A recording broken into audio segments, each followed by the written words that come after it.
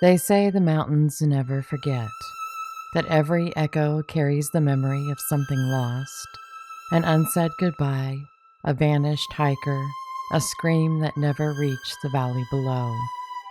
Colorado is a place of postcard beauty and spine-prickling silence. Granite peaks rise like sentinels, aspen groves tremble when there's no wind, and the deeper you go, the more the land seems to keep its secrets. From the snow-swept San Juans to the deep red canyons of the West, Colorado is more than just a playground for skiers and backpackers. It's a land marked by legends, where miners once vanished into tunnels that caved in and swallowed them whole, where entire towns dried up and blew away, and where sometimes people do too.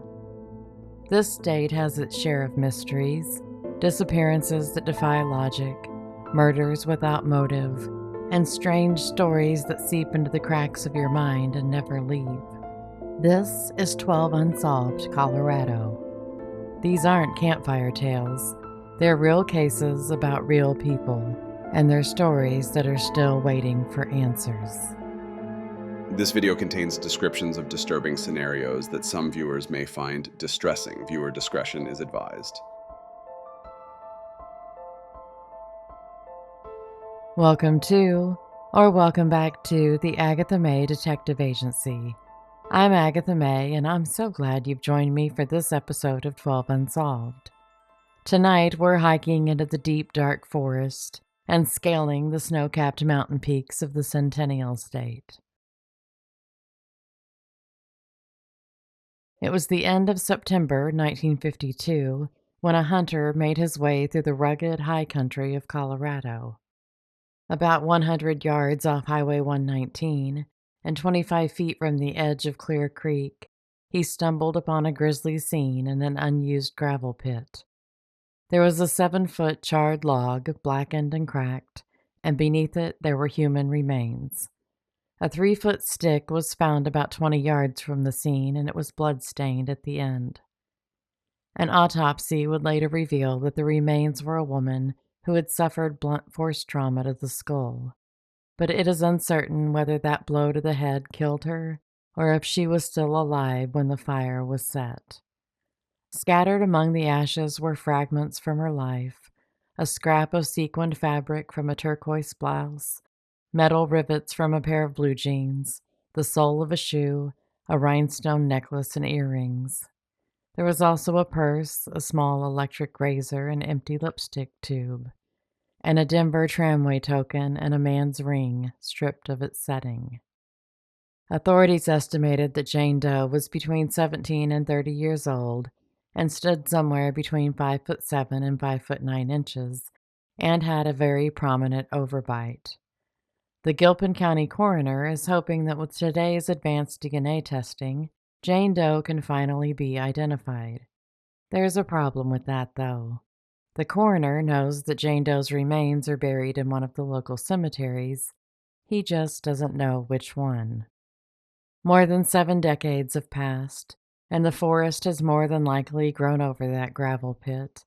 The landscape has changed, but Jane Doe's story still lingers, waiting to be solved. If you have any information about the identity of this woman, or know where her remains might have been laid to rest, please contact the Gilpin County Sheriff's Department at 303-582-1060. It was a bitter mid-December night in 1955 when 33-year-old Altha Caps was last seen alive. That night, the wind whipped through the mining towns of Victor and Cripple Creek, and the Rockies loomed large in the background, their snow-capped peaks reflecting the moonlight. That evening, Altha had been out with a man named Alva C. Quillen. They were first spotted at the Gold Coin Cafe in Victor, but the staff turned them away since they were both a bit more intoxicated than was allowed at that particular establishment. So the pair moved on, heading to the home cafe in Cripple Creek, where they obviously didn't care how drunk you were. There, Altha ordered a glass of milk and Alva had 3 beers. It was the last confirmed sighting of Altha Caps. As far as anyone knows, Alva was the last person to see her alive. According to Alva, the two went for a drive along Rampart Range Road near Castle Rock, which is a dirt road that runs between Pikes Peak and Garden of the Gods. Probably not the best road for driving at night when you're drunk. Alva claimed their car slid off the road and got stuck in a snowbank. Trapped by the weather and the cold, they spent the night in the car. The next morning, he said he hiked over the mountain to Palmer Lake to find help. When he returned to the car, Altha was gone. Now, if they were still on Rampart Range Road, Palmer Lake is over 6 miles as the crow flies or as the hiker hikes. I have trouble believing he just whipped out a 12-mile round-trip mountain hike like it was nothing. Authorities led an extensive search in the area, but there was no trace of Altha. Police held Alva in custody while they searched for Altha, and while he was hanging out in the jail, his story began to unravel. Investigators made it clear that they believed he knew more than he was saying. Under pressure, Alva altered his account, this time claiming that Altha had suffered a heart attack after the car got stuck. He said he left to get help, and when he came back, she had just disappeared. Altha had a heart condition and relied on daily medication. She couldn't have survived long without it, especially not in sub-zero mountain conditions. Yet her body was never found. No personal belongings, no trail, no answers. Alva was released on January 4th, 1956, and he nor anyone else was ever charged in the case. Alva Quillen died in 1992, taking whatever secrets he held to the grave. If you have any information about the disappearance of Altha Cap, please contact the Douglas County Sheriff's Department at 303-660-7505. In the foothills of Jefferson County, Colorado, beneath the quiet cover of pine trees and suburbia, unanswered questions have lingered for more than half a century. 50-year-old Frederick H. Castle had a career with the federal government that had taken him from San Francisco to Washington, D.C., and in 1972 he had settled in the Applewood neighborhood, a suburb of Denver. He worked at the Denver Federal Center in Lakewood, and his exact job title isn't known, but it was a post that required top-secret clearance. On November 3, 1972, Frederick developed chest congestion. The illness seemed ordinary at first, but by November 9th it had worsened to the point that it required him to be hospitalized. He was treated and improved enough to be discharged by the end of the month. But just 8 days later, on December 8th, Frederick was back in the emergency room, this time in severe distress. Struggling to breathe, his chest once again heavy with congestion, he was readmitted. No clear diagnosis was made, and just 3 days later, on December 11th, 1972, Frederick Castle was dead. An autopsy later revealed that he had been poisoned. Castle's work, his access to government secrets, and the paranoia of the Cold War era quickly wrapped his death in layers of suspicion. But was this really a tale of Cold War espionage, or was it personal? Before his death, Frederick had been confiding in his coworkers, mentioning strange occurrences in his life. He sensed things were off, and he began keeping a diary where he documented suspicions involving his wife and other men. He didn't trust the people closest to him, and that unease may have been warranted. It seems likely that Frederick's death was a personal one, but when you have a man with top secret clearance who died by poison, it raises a lot of questions. Those questions are still waiting to be answered. If you have any information about the mysterious death of Frederick H. Castle, please contact the Jefferson County Sheriff's Office at 303-271-0211. On Thursday, March 31st, 1983, at 2 p.m., 22-year-old bank teller Pamela Neil stepped out of Key Savings and Loan in Englewood, Colorado for her lunch break. She walked just a couple of blocks to another bank to cash a check, then made a quick stop at the store for a lottery ticket and some takeout. The errands were small and routine. Everything was normal about that day until Pam didn't return to work. She didn't call to let them know she wasn't returning either. She just disappeared. Later that day, her roommate came home to a quiet apartment. The door was slightly ajar. Inside, Pam's lunch bag sat on the table. Her shoes were under the coffee table. Her purse was nearby with her wallet still inside and the scratch-off lottery ticket untouched. It looked like she had come home, slipped off her shoes, set down her things, and then vanished. There was no sign of a break-in or a struggle. The only thing out of place, besides Pam, was the slightly ajar door.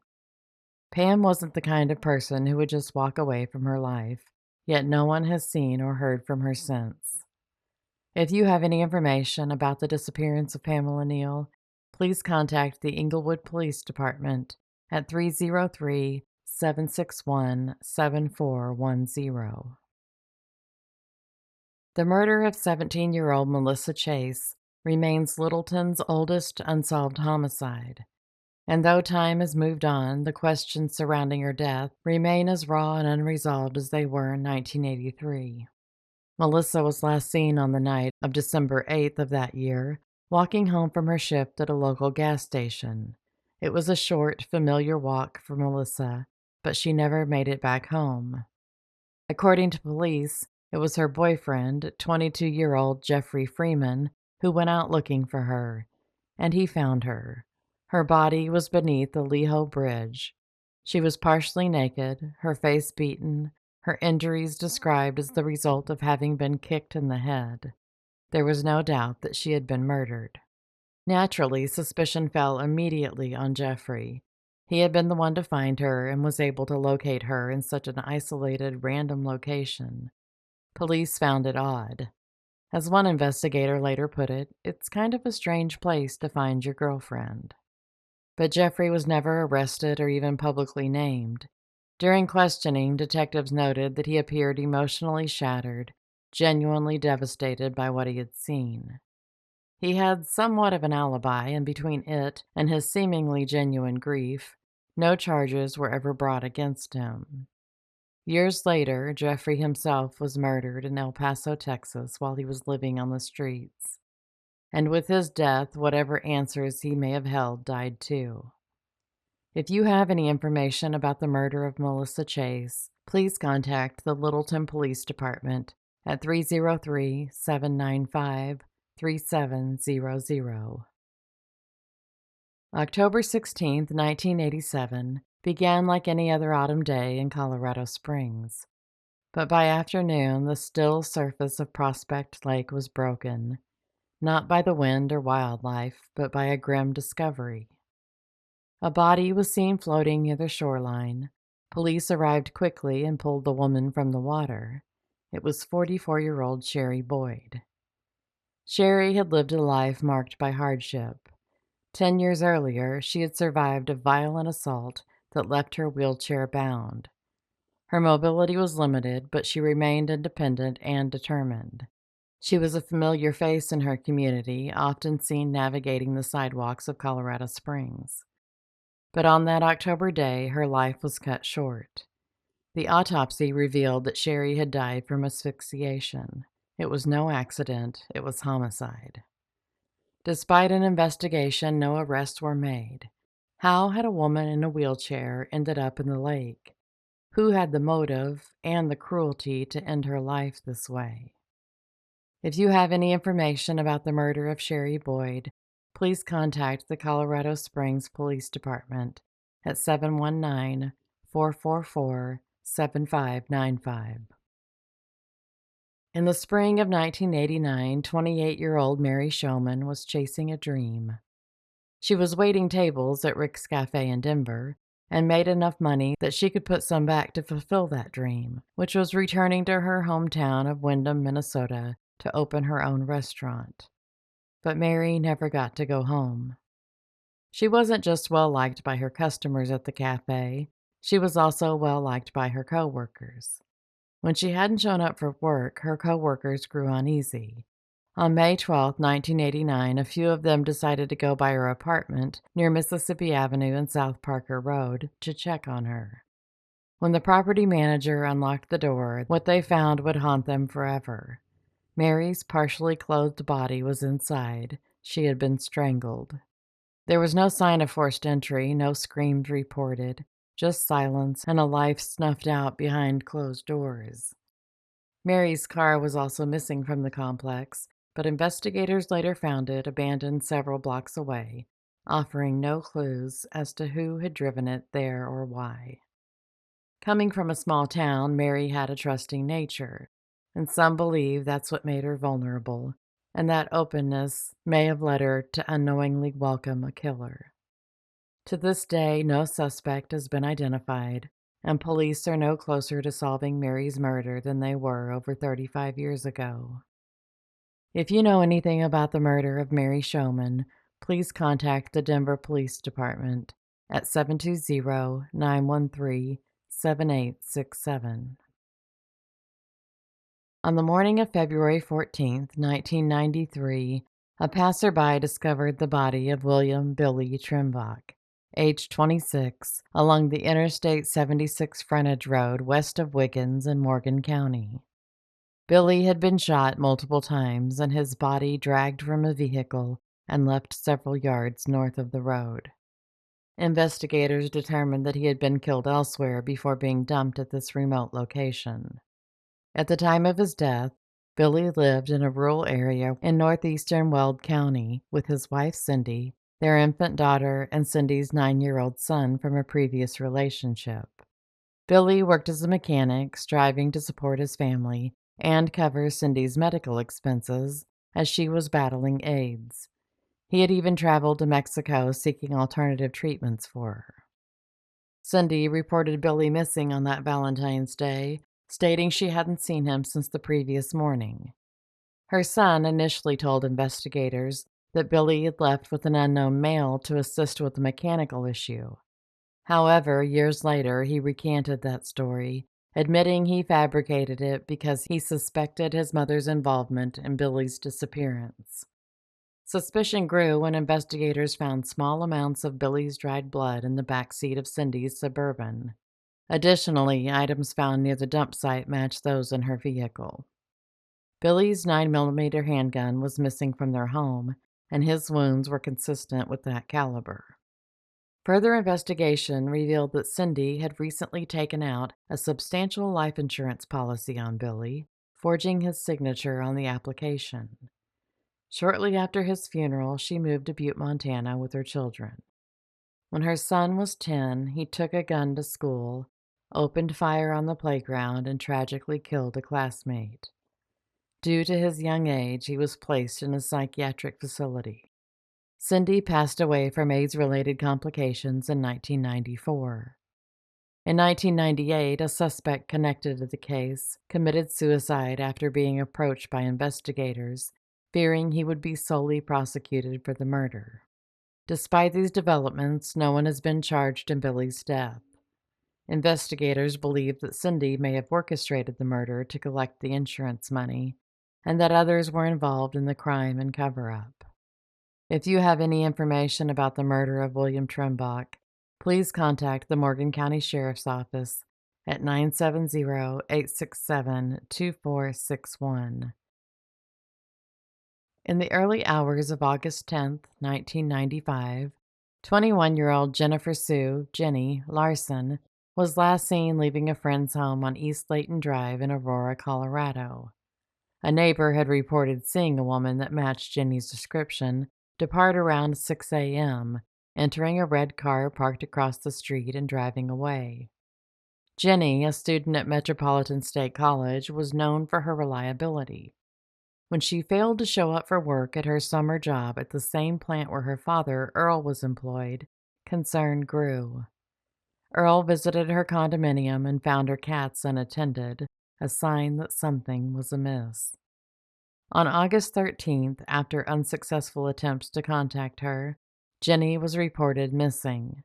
Her red 1994 Toyota was discovered on August 20th in a parking lot on South Memphis Way, about a mile from her friend's home. The car was unlocked, the windows partially down, the keys on the front floor mat, and the driver's seat was pushed all the way back. Trace evidence was collected from the vehicle. Nearly 2 months later, on October 4th, a farmer plowing his field near Strasburg found human remains lying at the edge of a sunflower field. Dental records confirmed the remains were Jenny's. The coroner determined the manner of death as homicide, though the exact cause remained undetermined. Investigators developed several leads, including a male companion of Jenny's best friend who had a history of violence towards women. Additionally, friends reported a peculiar incident where they encountered a man in a light-colored truck near the site where Jenny's body was found. The man provided exact details about the location of the body, which raised suspicions about his involvement. The police followed every lead, but no arrests have ever been made. If you have any information about the murder of Jennifer Sue Larson, please contact the Arapahoe County Sheriff's Office at 303-795-4711. On January 2, 2003, the body of 37-year-old Dawn Marie D. Herrera was discovered at a massage parlor near the intersection of Spear and Federal Boulevard in Denver. The circumstances surrounding her death were deemed suspicious, leading authorities to classify the case as a homicide. Despite investigations, no suspects have been identified, and the case remains unsolved. Dawn was a member of the Navajo Nation. She was known for her love of music and performing Native American dances. Friends and family remember her as a kind-hearted individual who often shared her meals with those in need and was always very supportive of her friends. This case, like many others, highlights broader issues concerning the reporting and investigation of crimes involving Indigenous individuals. Discrepancies in official records, such as varying reports of Dawn's age and race, have raised concerns about the misclassification and underreporting of such cases. If you have any information regarding the death of Dawn, please contact the Denver Police Department at 720-913-7867. Canyon City sits on the edge of Colorado's high desert, where the horizon stretches wide and the wind hums low through cottonwoods and fences. It was here, in this quiet pocket of Fremont County, that Eugene Fish disappeared without a trace. Eugene was last seen on the first day of summer, June 21st, 2004. According to his wife, Lynn, they'd had an argument that day, heated enough, she claimed, for Eugene to storm out of their rural home in anger. She said he was done with the responsibilities, the bills, the grind of everyday life.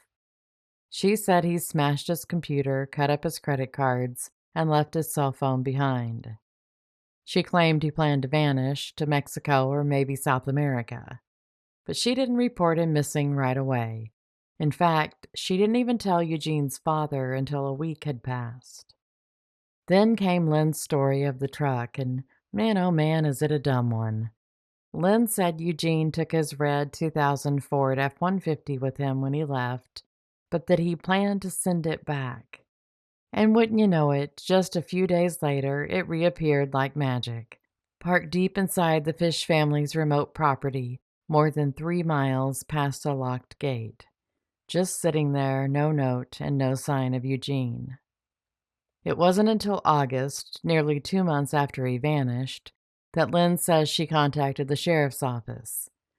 A detective reportedly told her there was nothing to be done. If Eugene wanted to disappear, he had the right. But someone else, one of Eugene's friends, finally filed an official missing persons report on September 1st. Eugene wasn't the kind of man to just vanish. He was a decorated Air Force veteran and had spent his career with the Naval Criminal Investigative Services and the Nuclear Regulatory Commission. He had a stable life and a pension of over $4,000 a month, one that has gone untouched since the day he disappeared. Lynn, however, began collecting it. Within 2 months, she had transferred all their joint accounts into her name. Eugene's passport, his bank accounts, his credit cards, none of it has ever been used since the day he disappeared. His digital footprint ended the day he left the house. and Lynn's version of events kept shifting. She contradicted herself on details. Did Eugene physically abuse her, or didn't he? Did the truck have a CB radio? Was there a key in the ignition? How much money did he take? $8,500? $20,000? Her answers were always changing. She agreed to take a polygraph and then backed out. Eugene's parents, Bill and Agnes Fish, weren't convinced that Eugene had left willingly. They spent over $100,000 hiring private investigators and chasing down leads. In 2007, they filed a wrongful death lawsuit against Lynn and a neighbor alleging that Eugene had been killed and his body buried. But the case was dismissed shortly after Bill's death. To this day, Eugene's body has never been found. Lynn Fish has since sold the property and moved on. In the cold, thin air of Colorado, there are stories that get swallowed whole, and I think this may be one of them. If you have any information about the disappearance of Eugene Fish, please contact the Fremont County Sheriff's Office at 719-276-5550.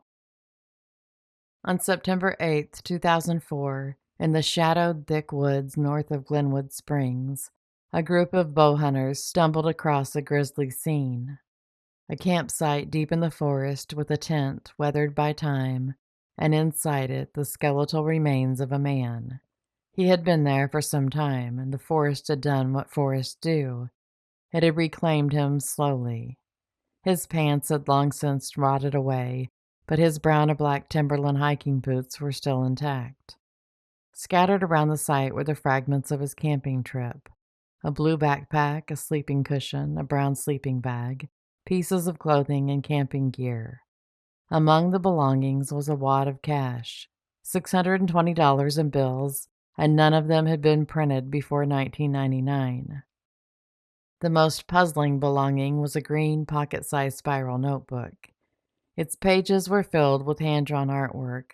One image in particular showed a heart with tiny figures inside, including what looked like a cat. The first page was addressed to someone named Lib, and the message read like a farewell. Quote, "I should write in case my situation here doesn't improve. This may be the end of my journey. Would like for you to claim the body. Services or memorial, cremation." End quote. Another page hinted at something almost poetic, a final wish.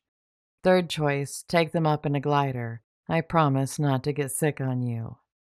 The Colorado Bureau of Investigation said the meaning of that was unclear, but it reads like a man asking for his ashes to be scattered from the sky, with a touch of dark humor thrown in. Come on, CBI, get it together. Other notes were too degraded to fully piece together, but there were partial phrases like, would you call her, have it sent, because I want it to, disjointed thoughts, fading ink, and the deterioration of time left behind a trail of unanswered questions. Then there's this. This man had expensive dental work. Gold crowns, bridges, fillings. This wasn't someone who lived off the grid his entire life. He had money, he had care, he had a name once. But to this day, no one has identified him.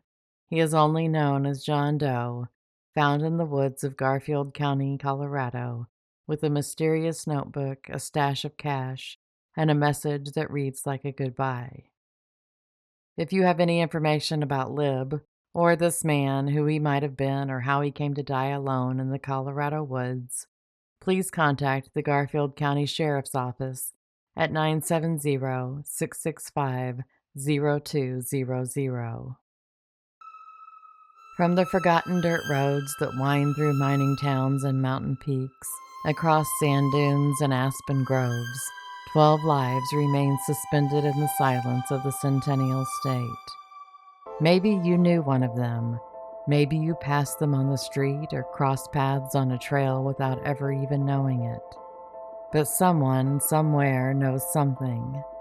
And if there's one thing we've learned in telling these stories, it's that time doesn't bury the truth.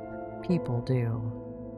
If you have any information on any of the cases covered in this episode, please reach out to the appropriate law enforcement agencies. Details can be found in the description below. And if you like what I'm doing here at the Agatha Mae Detective Agency, be sure to leave a comment, subscribe, and share this episode with someone who can't resist a good mystery. Join us next time as we head northeast to Connecticut, where we'll find another 12 unsolved mysteries tucked between the cobblestones of quiet colonial towns and clinging to the cliffs on the edge of the Atlantic. Until then, keep your lights on and your eyes open. There are still stories waiting in the dark. And as always, stay safe and be happy.